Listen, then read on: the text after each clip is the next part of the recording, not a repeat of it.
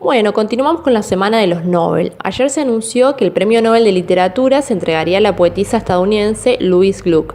La Academia Sueca explicó que se tomó esta decisión por su inconfundible voz poética que con austera belleza universaliza la existencia individual.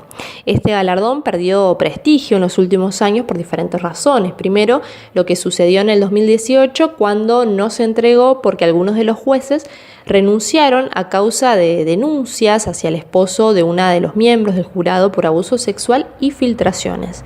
También se señaló que estos premios son machistas porque solo se han entregado a 16 mujeres en esta categoría y, como decíamos el martes, en las categorías de ciencias es aún mayor esa diferencia entre hombres y mujeres. Y si bien este año la autora es mujer, hay que decir que ella es estadounidense, lo que se relaciona con otro de los cuestionamientos que se le hace a este premio, que es que, habiendo literatura en todas las regiones del mundo, ¿cómo la elección va a estar tan centrada en la literatura europea y estadounidense? En Latinoamérica solo hubo 6 premiados y siempre se señala el hecho de que Jorge Luis Borges, un autor leído en tantas lenguas, no haya ganado este premio. Además, siendo el español una de las lenguas más habladas del mundo, solo 11 premios fueron otorgados a autores de lengua española, siendo 5 de ellos europeos, porque bueno, eran españoles. Otro aspecto que se resaltó este año es que la autora es poetisa, ya que en los últimos años prevalecieron los novelistas.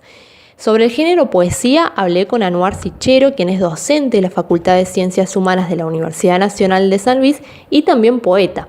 Él nos explicó en qué radica la fuerza expresiva de la poesía y también habló sobre cómo son las traducciones de poesías a otras lenguas, algo que parece complicarse por esa musicalidad que caracteriza al género. Uno puede pensar como varias dimensiones de lo que sería la fuerza expresiva de la poesía, pero en principio diría que al menos yo le pienso como en dos planos, un plano más de la forma y que tiene que ver por ahí con la musicalidad de las palabras y cómo se combinan entre sí, y que además está como muy ligado a la historia de la poesía, sobre todo por las cuestiones de la ritma y de la métrica. Entonces hace que sea como un aspecto muy relevante y muy importante de la poesía. Y otra que tiene que ver por ahí más con el plano del sentido y de lo que es más relativo al significado, y que por ahí, al menos para mí, hace que en la poesía el foco esté puesto por ahí como no tanto por ahí en un significado más referencial o de que hable del mundo, sino por ahí de ciertas relaciones entre las palabras y de poner más el foco en el lenguaje mismo. Yo pienso que hace que cuando uno lee poesía de alguna manera vea el mundo con una óptica diferente. Y eso también lo consigue con la cuestión, digamos, de la musicalidad de las palabras. Sea que uno lea un poema de verso libre o bien un poema con rima y con métrica. ¿Por qué lo elegí? Creo que lo que me conquistó de la poesía es justamente esto de construir un mundo propio y de tratar siempre de ver como el otro lado de las cosas. Eso fue lo que me atrapó de la poesía y lo que hizo, que hace ya bastante tiempo empezar a escribir poemas. En la actualidad, ¿cómo se posiciona este género frente, por ejemplo, a la narrativa? Sabemos que en otras épocas la poesía era un género muy prestigioso, el más apreciado. ¿Qué sucede ahora con la poesía? ¿Cómo lo ves vos? Puede ser en el mundo o en nuestro país o, en nuestra provincia.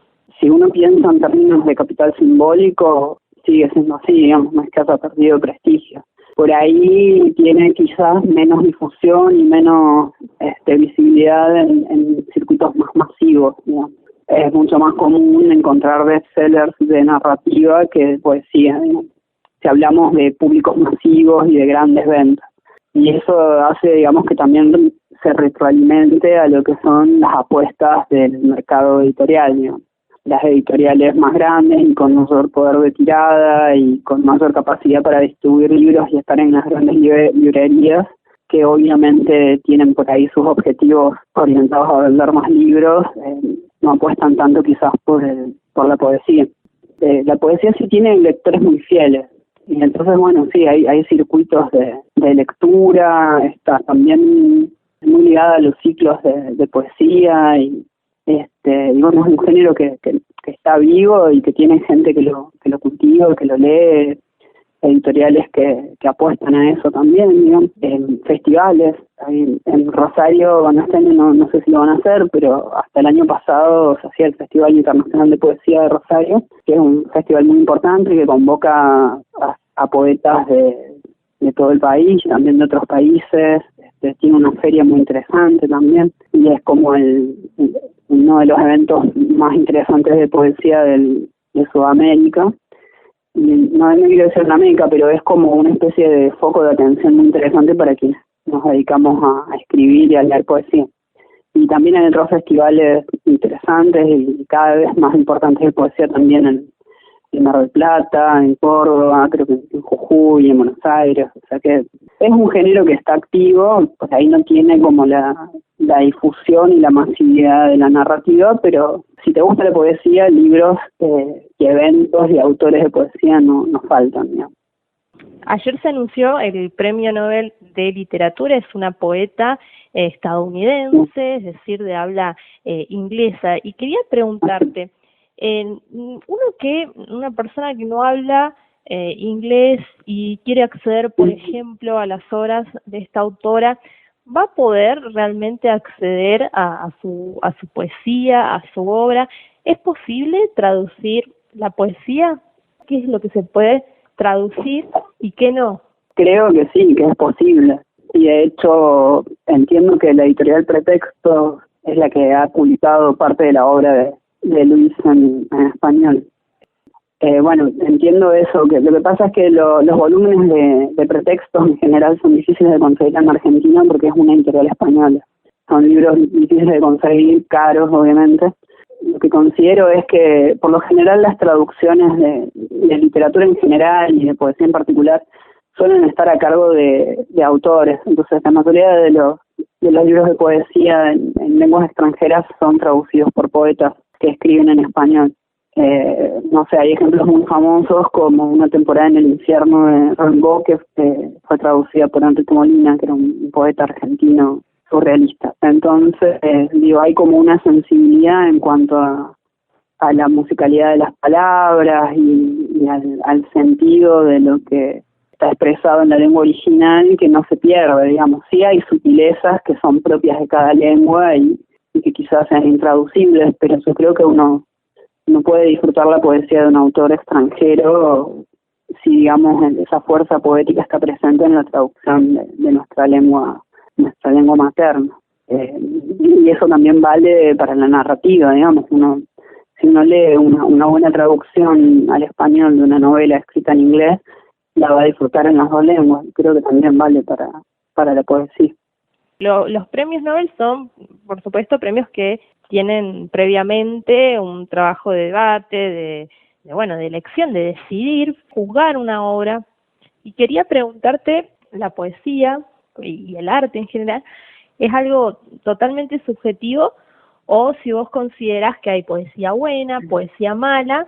¿Qué criterios son válidos para juzgar la poesía, si es que existen?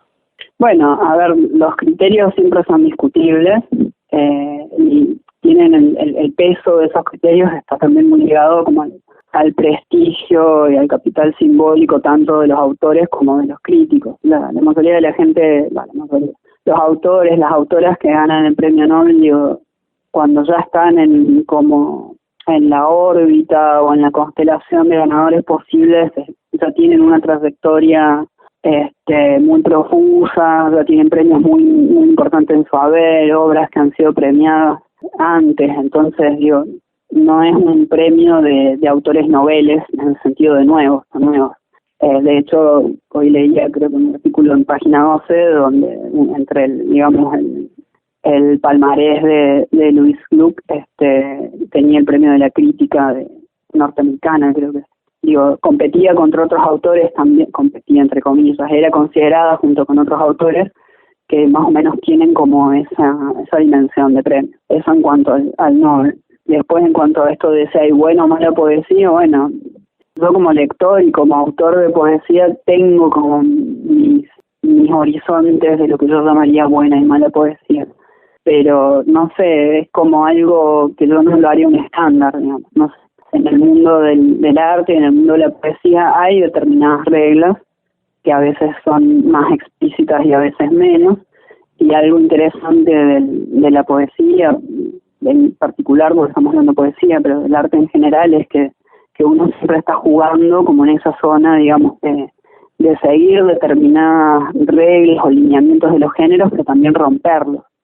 Entonces, digo, lo que en una época quizás no es visto como buena poesía o como poesía aceptable por un campo determinado, un campo de críticos, de autores, de lectores, tal vez lo sea más adelante. Escuchábamos a Anwar Sichero, él es poeta y docente del profesorado universitario en letras de la Universidad Nacional de San Luis.